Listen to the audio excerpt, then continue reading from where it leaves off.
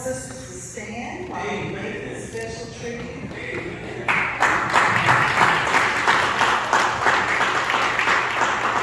Good morning, Antioch. Good morning. For many years, Antioch Missionary Baptist Church has been a beacon of light for the Houston African American community, a gathering place for community, civic, political, and educational activities.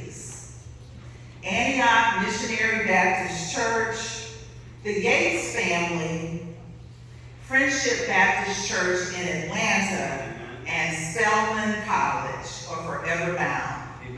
Good morning, everyone. I'm Deirdre Barrett England. I'm the president of the Houston chapter of the Spelman Alumnae Association, and we proudly worship with you today here in the house of the Yates family in honor of the Yates sisters, Nanny and Pinky Yates, who are our original Houston game changers, what we believe to be the first alumni from Houston, Texas, of Spelman College.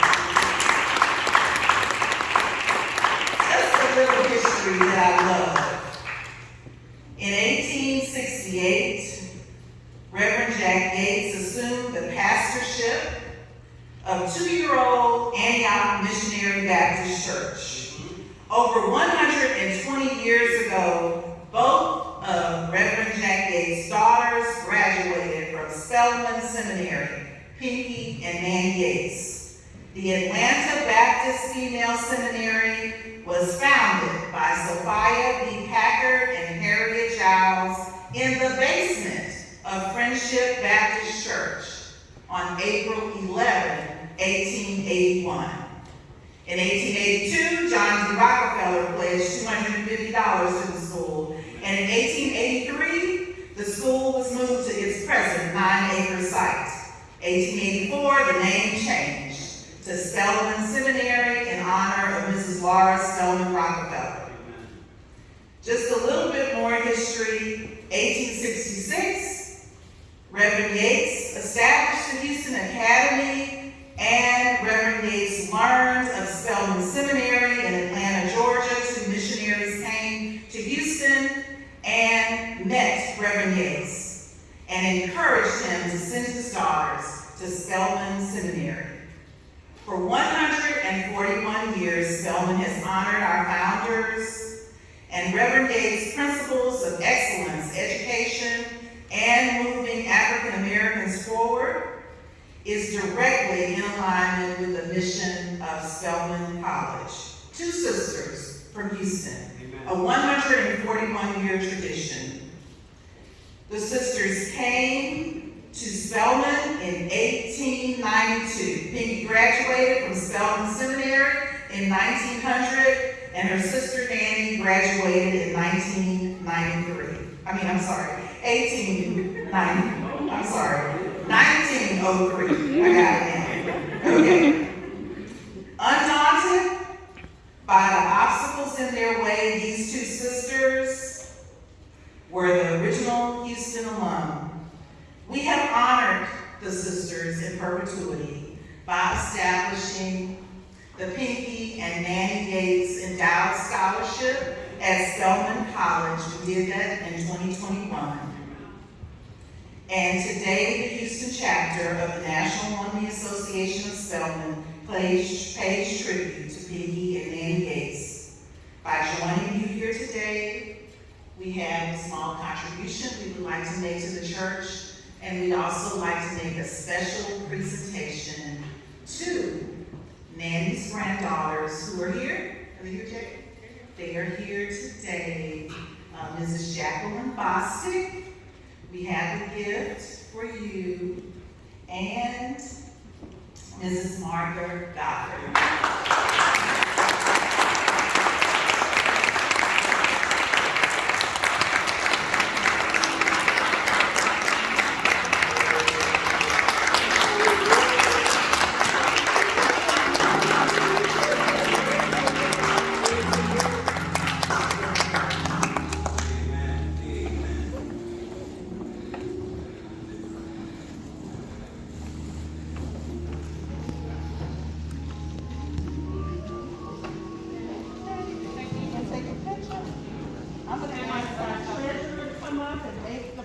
invitation, the Honorable Carolyn Shabazz.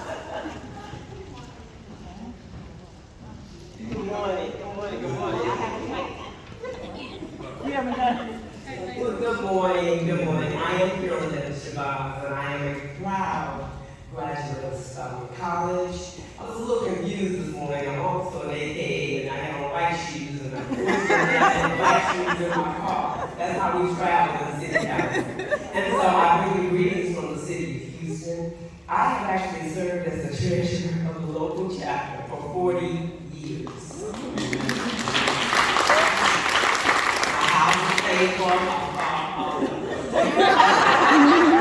No, but really, I have been honored to serve as the treasurer with these wonderful women that have made the job very pleasurable for me. And I am going to get the donation together. We still have sisters coming in. We will not leave with the check, okay? We will leave the check. And so certainly I do appreciate it. And I'm also a graduate of Jack Yates High School. So I have and so thank you so very much, Pastor. It's always a pleasure to be in the house of God with you as the angel of this house. I don't see my colleague Edward Pollard here. I'll have to tell him on Tuesday that I missed you at your church this morning. But certainly, as I know my colleague, he is somewhere helping and worshiping others, and helping others and worshiping God. And so I always hate to miss him. I saw him at Jack Yates yesterday when we had a teen summit.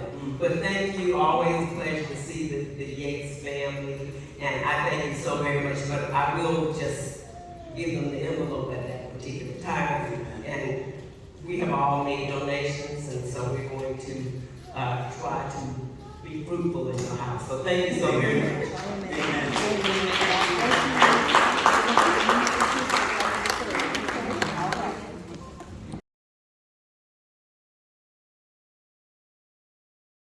Thank you, Pastor and First Lady, and good morning to everyone here at Antioch Missionary Baptist Church. It's a pleasure to be here on behalf of Sisters Network.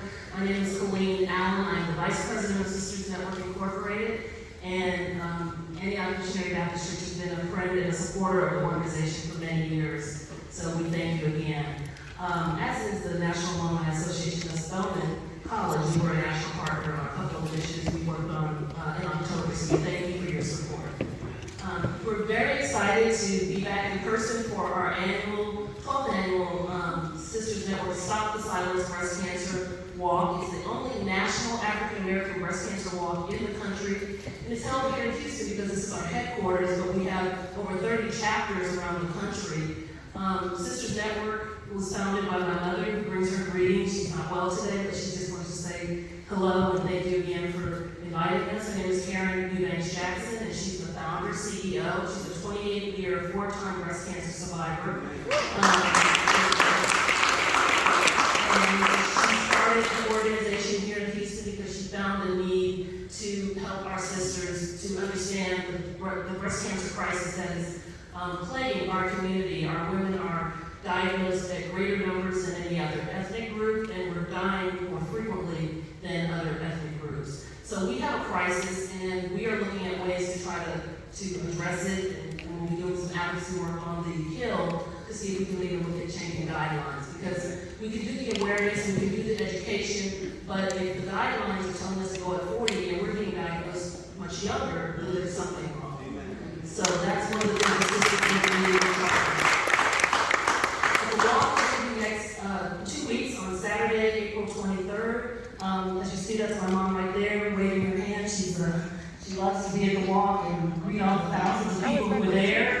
And we are super excited to just host it in person. It's been 2 years, and we all know with COVID, and we did a virtual walk last year. It was very successful. But to be back in person, to raise funds for our breast cancer assistance program, which provides financial assistance to survivors as well as pays for mammograms for women around the country, in Houston and around the country. So we're very excited to host that. And also, we will have First Lady, she will be blessing us before we hit the road on the downtown streets. So we're excited and appreciate her to come and bless all the walkers and people from all 100 coming for the walk, and we invite you to form a team if you haven't already with Spelman, of course, with Antioch Missionary Baptist Church.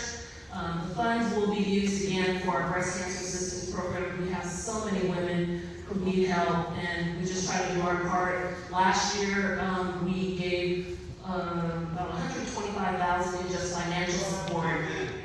Yeah.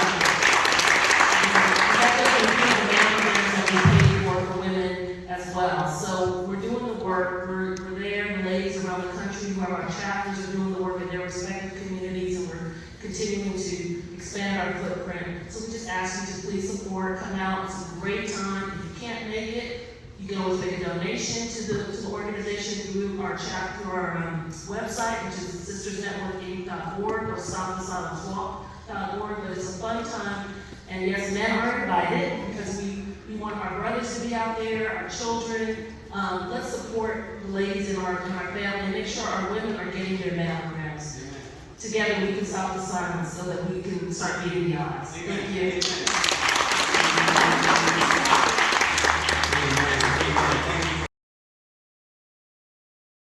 Our visitors. It is near and dear to our hearts, the Gregory Lincoln School Project.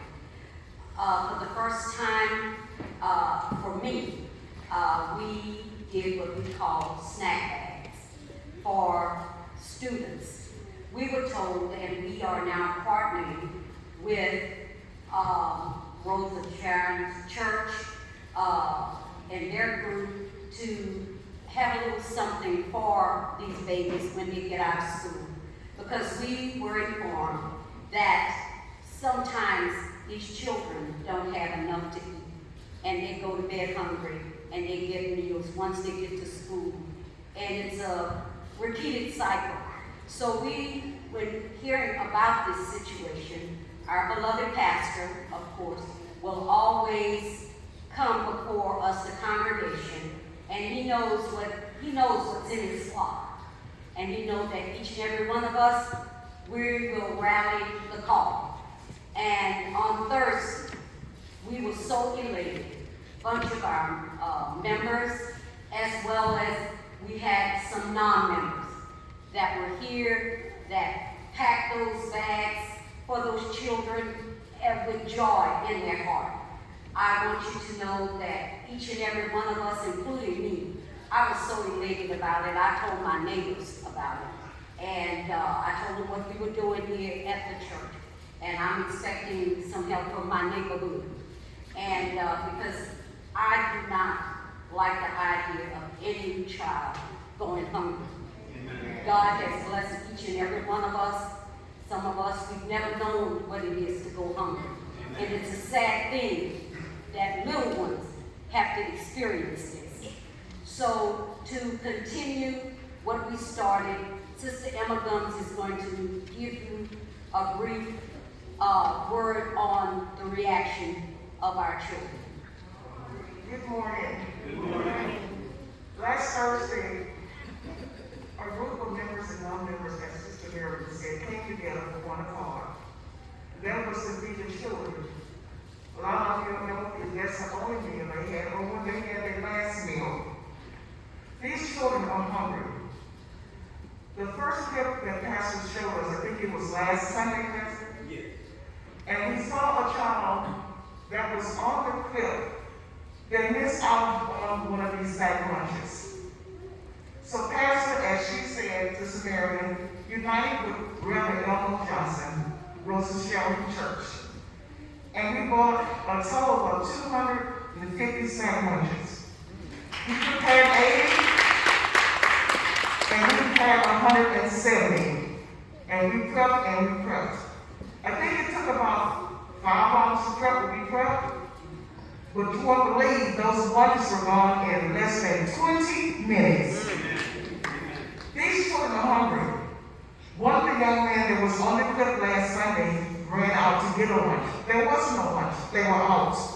And that's the reason why our pastor, with his big heart, decided we'll take care of our own in our own neighborhood. And that's what we'll be doing from now on Thursdays. We met at 10 o'clock last Thursday morning, some came at 11, but there was always work to do. And so, some of the kids, they went to the little table and sat down. They were so happy their little legs were swinging underneath the table. They were happy to get food to eat. And there were others that got the food, and they sat right down there on the side of the sidewalk eating. Some came to ask, can I take a bag home to my sister? Can I take one to my brother? We didn't hesitate to give them because you don't know when they had their last meal. Some asked to take a bag home to their brothers and sisters. We gave them 3 bags without hesitation. God is good, and His mercy endures forever now. We, as us, take a lot of things for granted, but we are blessed. If you don't think you're blessed, walk across the street on the other side of the freeway and see what there is going on. I'm so happy to be a part of this team. It's a volunteer effort, but you will be so rejoiced. And before I close out, there was a little one that came up to me. He was standing out there with big eyes looking, and he saw kids all over graphic bags running around. So I reached out and I gave him a sack lunch. And he said to me, is this for me? I said, yes. He said, I can have this? I said, yes. And I had to turn away because it really touched my heart. God is good, y'all, and I pray that we will continue to do this for the good of our children. And I thank you so much. Amen. Amen. Thank you. And the change in his operation has changed on the latter part of his ministry. Well, if you knew anything about Jesus, he would avoid and he would evade crowds as much as he could. It wasn't his thing to have the praise of people after a miracle, right? Look at Matthew 12:19. What it tells about Jesus. It says in Matthew, he will not quarrel or cry aloud, nor will anyone hear his voice in the streets. Well, this day, this Palm Day,